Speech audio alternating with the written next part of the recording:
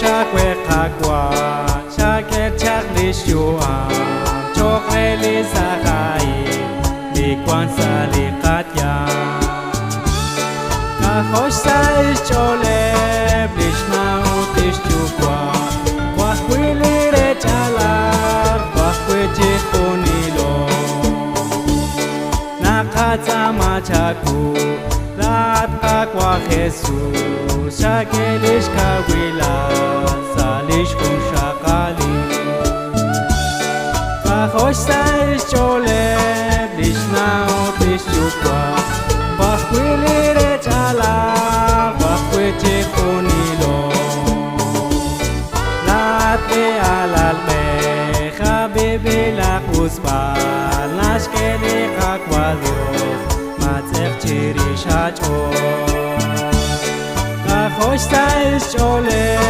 blishna utish chukwa wa khwili re chala wa khwechi khunilo akasanti chukwa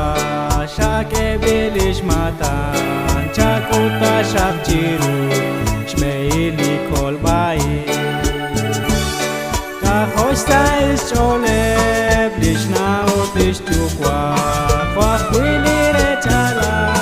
wa khwechi khunilo na be chukwa be chenaush kire sinki khon le alalbe